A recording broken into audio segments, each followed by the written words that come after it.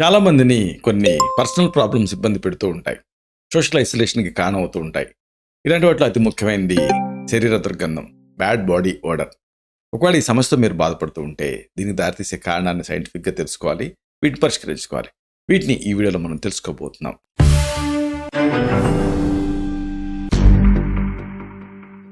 మిత్రులారా నమస్కారం. నేను మీ డాక్టర్ చిరుమామిళ్ళ మురళీ మనోహర్. ఈ వీడియోలో మనం తెలుసుకోయేది ముఖ్యమైనది శరీర దుర్గంధం, బ్యాడ్ బాడీ ఓడర్. ఈ సమస్య మిమ్మల్ని ఇబ్బంది పెడుతూ ఉంటే దీనికి దారితీసే కారణాలను తెలుసుకోవడం చాలా ముఖ్యం. వాటిని పరిష్కరించుకోవడం కూడా ముఖ్యం. దీనికి కొన్ని పాయింట్లు మీకు ఉపయోగపడతాయి. ఉదాహరణకు మీరు ఆలోచించాల్సింది ఈ సమస్య ఉన్నప్పుడు, మీరు ఈ మధ్య కాలంలో బరువును ఏమన్నా కోల్పోయారా? అప్పుడు ఆ బరువుతో పాటుగా శరీరం లోపల లోపల వేడిగా కనుక అనిపిస్తూ ఉంటుందా? అప్పుడు మీ శరీర దుర్గంధానికి కారణం థైరాయిడ్ గ్రంథి చురుకుదనం పెరగటం, అంటే హైపర్ థైరాయిడిజం అని అర్థం. అలాగే ఇంకొక పాయింట్ మీరు ఆలోచించాల్సింది, మీకెప్పుడు కూడా ఆందోళనగా ఆదుర్దాగా ఉంటుందా? అప్పుడు మీ బ్యాడ్ బాడీ ఆర్డర్, అంటే మీ శరీర దుర్గంధానికి కారణం ఈ మానసిక సమస్యలని అర్థం. అలాగే మూడో పాయింట్, మీరు చాలా కాలంగా ఏదన్నా ఒక వ్యాధితో బాధపడుతున్నారా? అలాంటప్పుడు ఆ క్రానిక్ ప్రాబ్లమ్స్ ఏదైనా సరే, దీర్ఘకాలపు వ్యాధులు, వీటి వల్ల ఈ బ్యాడ్ బాడీ ఓడర్ వచ్చేటువంటి అవకాశం ఉంటుంది. ఇలాగా ప్రాబ్లమ్ ఓరియంటెడ్ అప్రోచ్ అంటారు. అంటే కారణాన్ని కనుక్కొని దాన్ని సరిదిద్దుకోవాలి. చర్మము, కొవ్వు ఇవి రెండు కూడా చెమటను పుట్టించడంలో కీలకమైన పాత్ర పోషిస్తాయని ఆయుర్వేదం చెప్తుంది. చరకుడు మేధస్సుని, అంటే కొవ్వుని, అలాగే లోమ కోపాలని, అంటే వెంట్రుకల కుదుళ్ళు, వీటిని స్వేదానికి మూలమైన వాటికని చెప్పాడు. శరీర దుర్గంధానికి స్వేద ప్రవృత్తికి సంబంధం ఉంది. మరో మాట చెప్పాలంటే అతి స్వేదానికి, అంటే ఓవర్ స్వెట్టింగ్కి కారణమైనటువంటి అన్ని సందర్భాలు కూడా శరీర దుర్గంధానికి కారణమవుతూ ఉంటాయి. కాబట్టి మనం అడ్రస్ చేయాల్సింది ఎక్సెసివ్ స్వెట్టింగ్ గురించి. కోపం, భయం, ఉన్మాదం ఇలాంటి మానసిక ఉద్వేగాలు ఉన్నప్పుడు చెమట ఎక్కువగా పోస్తూ ఉంటుంది. ఇది అందరికీ తెలిసిందే. అదే రకంగా ఈ శారీరక ఉష్ణోగ్రత పెరిగినప్పుడు దాన్ని తగ్గించుకునే ప్రయత్నంలో శరీరం చెమటను విడుదల చేస్తుంది. బాగా వేడిగా ఉండే పదార్థాన్ని, కారంగా ఘాటుగా ఉండేటువంటి పదార్థాన్ని తిన్నప్పుడు చెమట పట్టడం మనందరికీ తెలిసిందే. కొంతమంది తింటూ ఉంటే బాగా చెమట గారిపోతూ ఉంటాయి. ఇది జీవక్రియా ధర్మం. అయితే కొన్ని వ్యాధులలో పరిహారాత్మక చర్య, అంటే కాంపెన్సేటరీ మెకానిజంలో భాగంగా చెమట అనేది ఎక్కువ తయారవుతూ ఉంటుంది.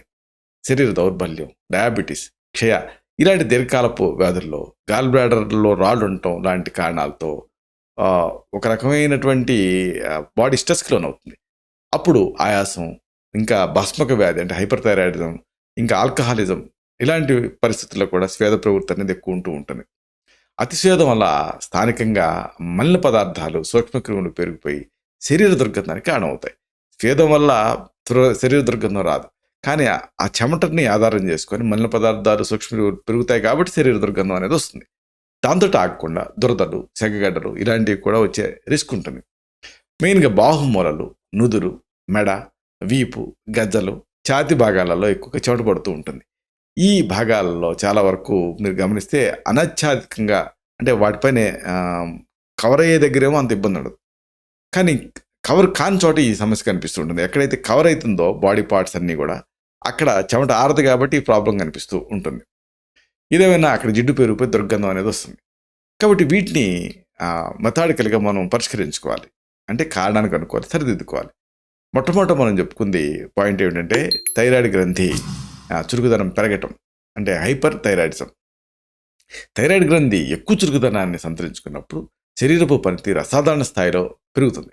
దీంతో ఎక్కువగా చెమటలు పట్టడం, అలాగే బరువు కోల్పోవటం, ఆకలి పెరిగిపోవటం, నాడి వేగం ఎక్కువ అవటం, వేడి వాతావరణాన్ని భరించలేకపోవటం, విరేచనాలు, కళ్ళు ఉబికినట్లు ఉండటం ఇలాంటి లక్షణాలు కనిపిస్తాయి. దీనికి సంతర్పణ ట్రీట్మెంట్స్ అనేది అవసరం అవుతాయి. ఇవి ఆ అధిక చెమటని కంట్రోల్ చేయగలుగుతాయి. ఇలాంటప్పుడు ఏం చేయాలి? క్యాబేజీ, క్యాలీఫ్లవరు, బచ్చల కూర, సోయా, చిక్కుడు, మెంతికూర, ముల్లంగి ఇవన్నీ థైరాయిడ్ గ్రంథి వేగాన్ని అదుపు చేస్తాయి. కాబట్టి వీటిని ఆహారంలో సమృద్ధిగా తీసుకోవాలి. అంటే హైపోథైరాయిడిజంకి ఆపోజిట్. రిఫైన్డ్ ఆహార పదార్థాలని, పాల పదార్థాలని, గోధుమల్ని, కెఫీన్ ఉండే ఆహారాన్ని, మద్యాన్ని తగ్గించాలి. విటమిన్ సి ఉండేటువంటి టమాటా, నిమ్మ, నారింజ, ఉసిరి లాంటి పండ్లని ఎక్కువగా తీసుకుంటూ ఉండాలి. పసుపు, సుగంధి పాల, అతి మధురమైన మూలికలు వాడితే హైపర్ థైరాయిడిజంలో మంచి ఫలితం ఉంటుంది. వైద్య సలహాతో వాడుకోవచ్చు. దీనికి కొన్ని డ్రగ్స్ని ప్రిస్క్రైబ్ చేస్తూ ఉంటాం. శతావరి ఘృతం, సుకుమార రసాయనం, అమృతప్రాసకృతం, కూష్మాండ లేహ్యం, క్షీరబల తైలం, అలాగే ప్రవాళ పిష్టి, ప్రవాళ పంచామృతం ఇలాంటివి. ఇక రెండోది అతి ముఖ్యమైన కారణం మానసిక సమస్యలు. ఈ మానసిక సమస్యలలో కూడా ఈ శరీర దుర్గంధం అనేది ఉంటుంది. భరించలేనంత భావోద్వేగాలలో శరీరం అసాధారణ స్థాయిలో స్పందించాల్సి ఉంటుంది. దాంతో గుండె వేగంగా కొట్టుకుంటుంది, రక్తం వడివడిగా ప్రవహిస్తుంది, కణజాలాల్లో జీవరసాయన వ్యర్థాలు అనేవి మన్నాలుగా పోగవుతూ ఉంటాయి. ఇలాంటివన్నీ జరుగుతూ ఉంటాయి.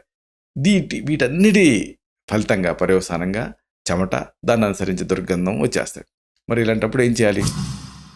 అశ్వగంధ, పెన్నేరు అంటారు. దీని పొడిని పూటకి 1/2 చెంచాడు చొప్పున 2 పూట్ల పాలతో కలిపి తీసుకోవచ్చు. అలాగే వస దీని ఒక భాగం, చెంగలకోష్ 2 భాగాలు, కుర్సానివాము 3 భాగాలు, ఒక్కొక్కదాన్ని విడివిడిగా పొడి చేసి అన్నింటిని ఒకటిగా కలిపి దీన్ని పూటకి ఒక 1/2 చెంచాడు చొప్పున 2 పూట్ల నెయ్యి, తేనె కలిపి తీసుకోవచ్చు. అలాగే సరస్వతి ఆకు, అతిమోదనం, ఉసిరిపళ్ళ పెచ్చులు అన్ని సమంగా తీసుకొని పొడి చేసి పూటకి 1/2 చెంచాడు మోతాదుగా నీటితో కానీ తేనెతో కానీ 2 పూట్ల తీసుకోవచ్చు.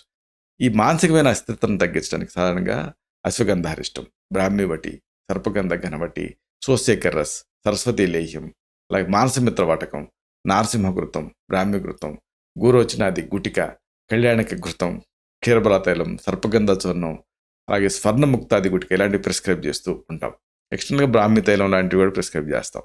అయితే ఈ శరీర దుర్గంధానికి అతి ముఖ్యమైన మరొక కారణం ఏంటనుకున్నాం అంటే క్రానిక్ ప్రాబ్లమ్స్, అంటే దీర్ఘకాలపు వ్యాధులు.